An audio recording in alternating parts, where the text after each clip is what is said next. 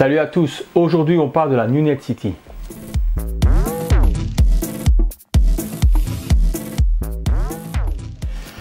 Alors pourquoi je vais vous parler de ma New Net City? Vous allez dire New Net City, c'est New Net City, ça n'a pas quelque chose de vraiment extraordinaire. En fait, c'est pas vrai.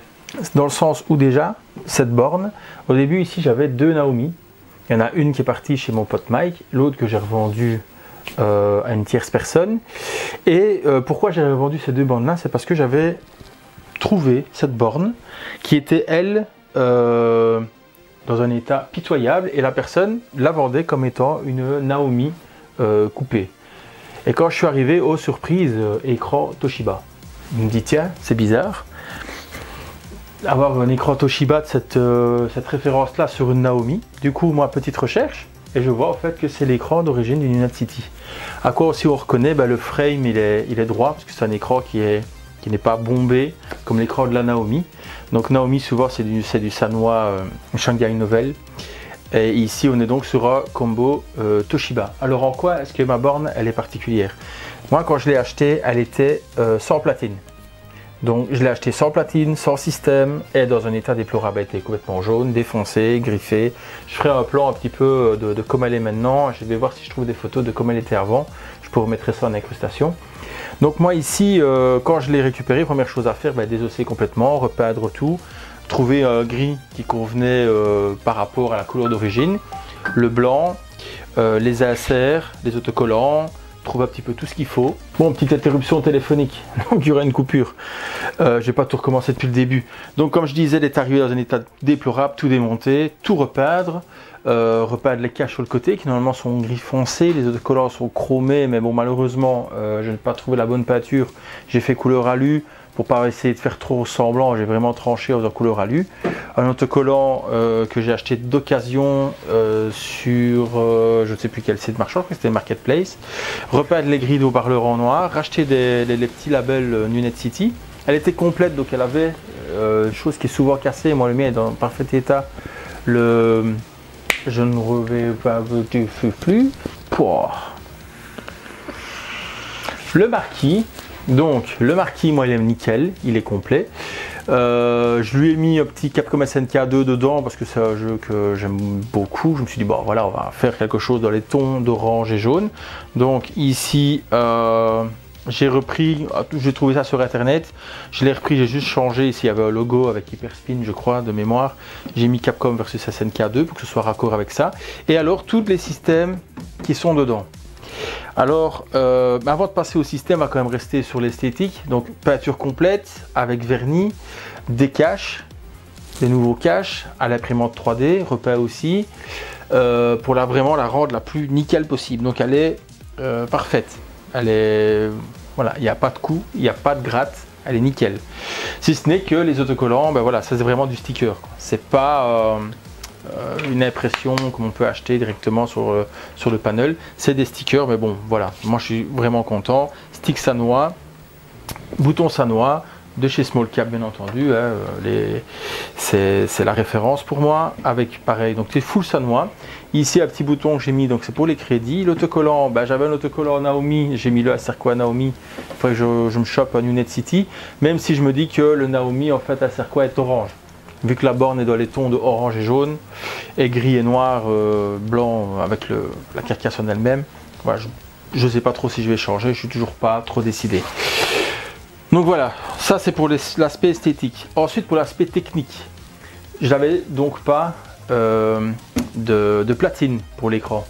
Là, recherche sur internet, d'abord rencontre avec Julien, donc mon pote Julien, c'est comme ça qu'on s'est rencontrés, c'est par rapport à sa borne à lui, il cherchait une platine, il voulait refaire sa platine, et alors moi je lui ai dit, écoute, il y a un gars sur eBay, il vend des platines, j'en ai déjà acheté une mais pas pour moi.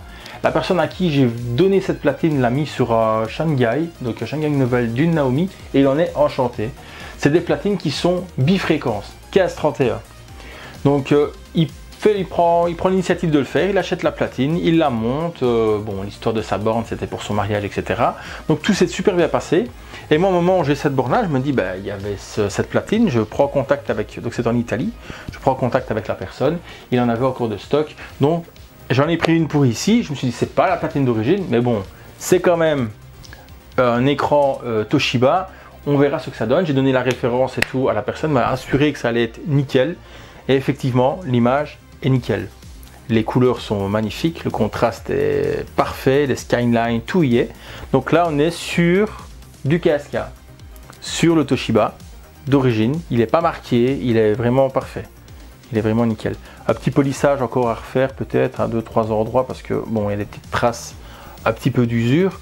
Mais voilà, l'exploitant a quand même été assez gentil avec l'écran au niveau technique, pas au niveau esthétique. Là, il y a quelques petites choses à faire, mais rien de catastrophique et de irrécupérable. C'est sans problème. Donc, il y avait tous les caches, sauf les caches vis que je vous ai dit, donc à l'impression 3D. Tout était complet, même le marquis.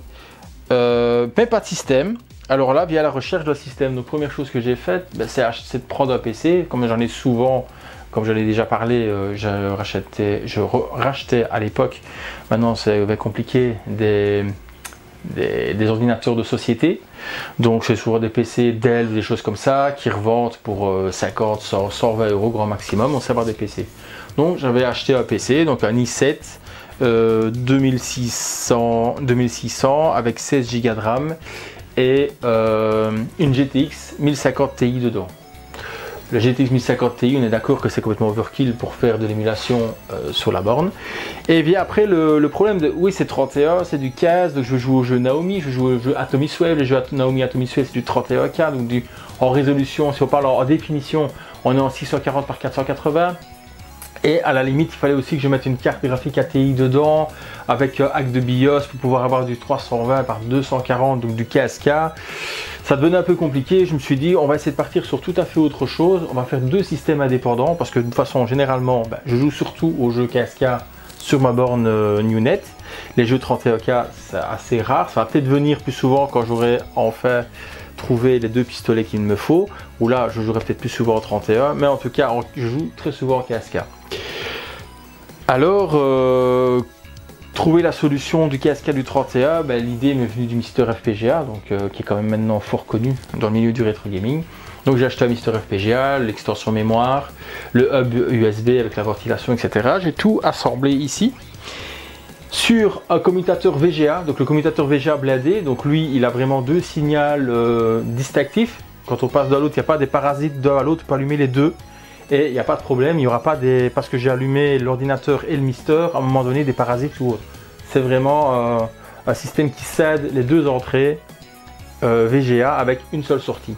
Donc une seule sortie sur l'écran Toshiba, 2 entrées, le Mister FPGA en VGA, en KSK et le PC en 640 par 480 connecté en VGA, donc sur le boîtier que je vous disais. C'est des achats que j'ai fait qui ne sont pas si excessifs que ça, c'est des hors Mister FPGA. Si je compte, je pense que le splitter VGA me revient sur AliExpress, je l'ai payé une trentaine d'euros. J'ai acheté aussi un splitter USB parce que du coup, moi ici, mon panel, vu qu'il doit fonctionner sur le PC, j'ai un encodeur, donc un encodeur USB acheté chez Small Cab. L'encodeur USB lui est donc raccordé sur un boîtier qui lui a, c'est pas qu'une entrée, en fait, il a 2 entrées.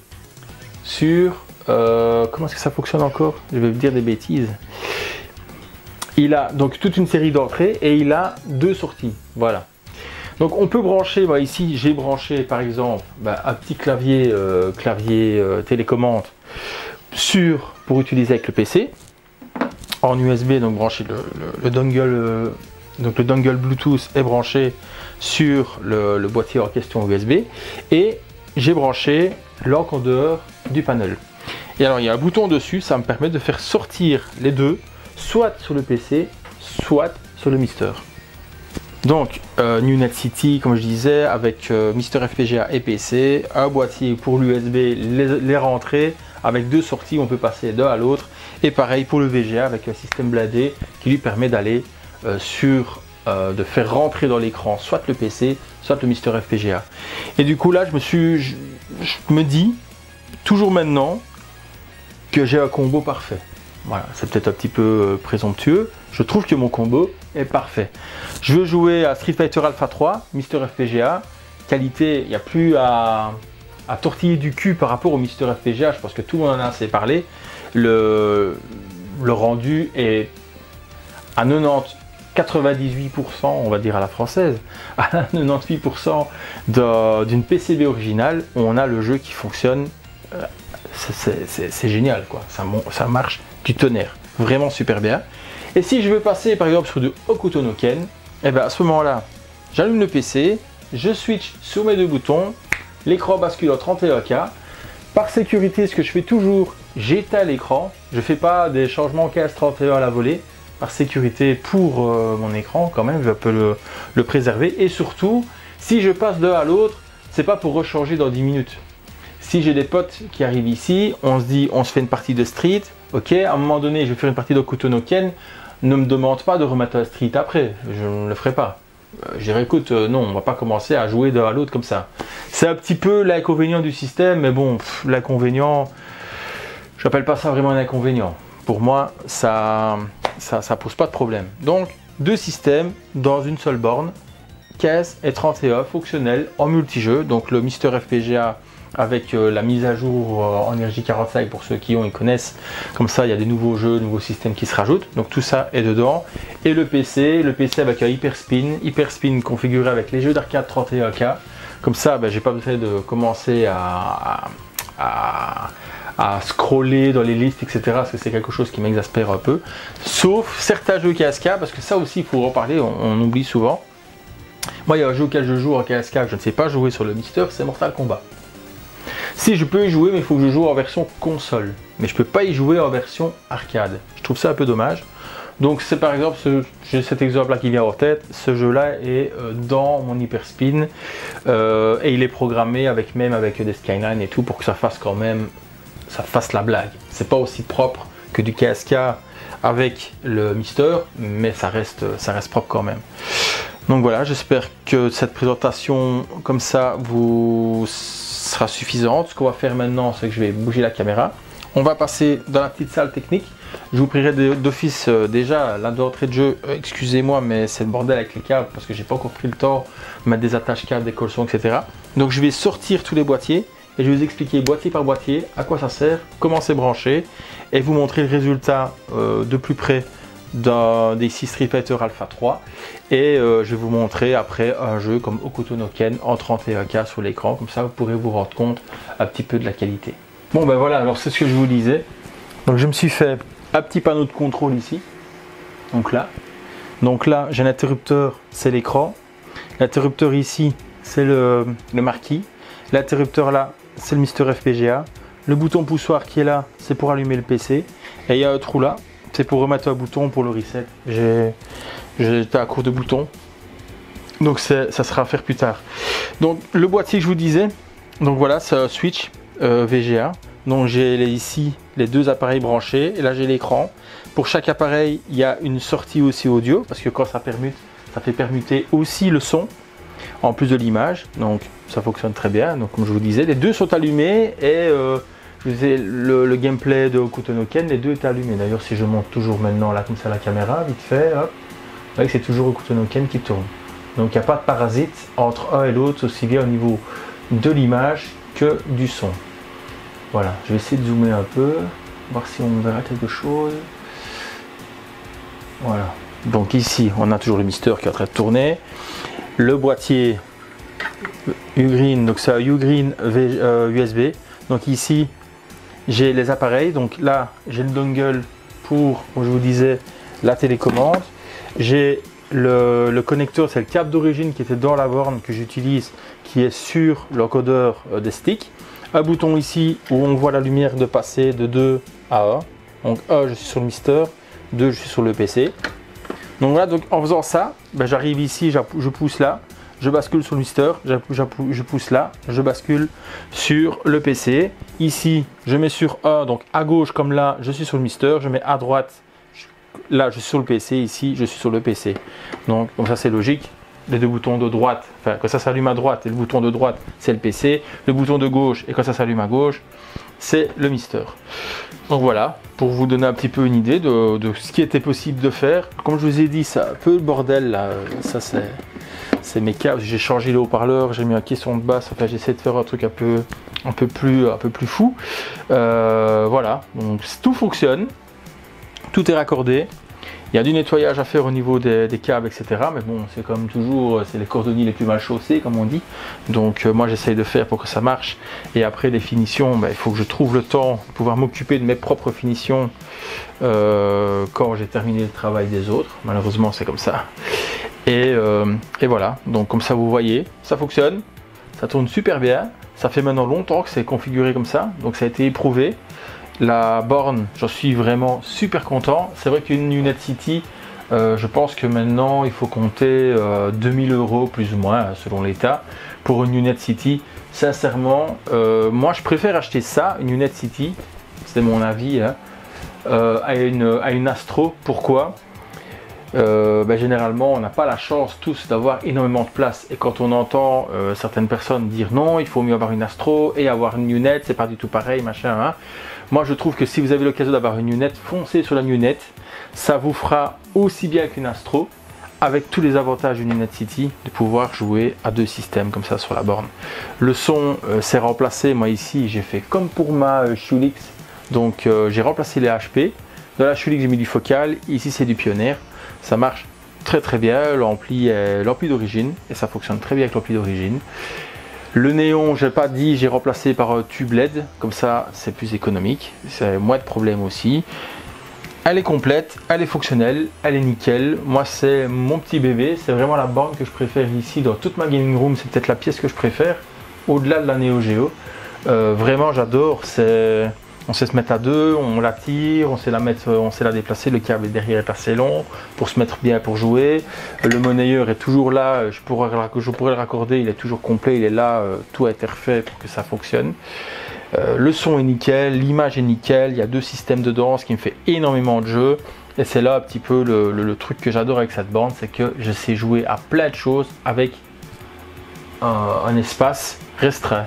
On n'a pas tous 200 mètres carrés ou que sais-je, moi, il y en a, c'est toute une cave. Je pense à mon pote Mike qui lui a plusieurs bornes, mais j'ai pas la chance d'avoir des caves dans ma maison, donc lui il a 40 mètres carrés de disponible pour mettre ses bornes, c'est super. Moi j'en ai que 15, et dans les cases il faut caser mon PC parce que c'est aussi mon outil de travail. Voilà, j'espère que ça vous aura été un petit peu utile de vous rendre compte de ce qui était possible de faire avec une Unit City. Si vous avez l'occasion de tomber sur une, foncez. Quand vous voyez des Naomi qui sont coupées, renseignez-vous quand même de ce qu'il y a comme écran dedans. On ne sait jamais, vous pourriez avoir une bonne surprise qu'en fait c'est pas une Naomi, c'est une Unit City, mais la personne, l'exploitant, etc. Enfin voilà, les choses se sont perdues. Ici, j'avais pas les papiers, j'avais rien du tout, donc j'ai déduit que c'était une Unit City avec la référence de l'écran. Sinon, il n'y avait rien qui indiquait que c'était une Unit City vu l'état dans lequel il était. Les pieds étaient abîmés, tout était arraché, il n'y avait plus aucun autocollant.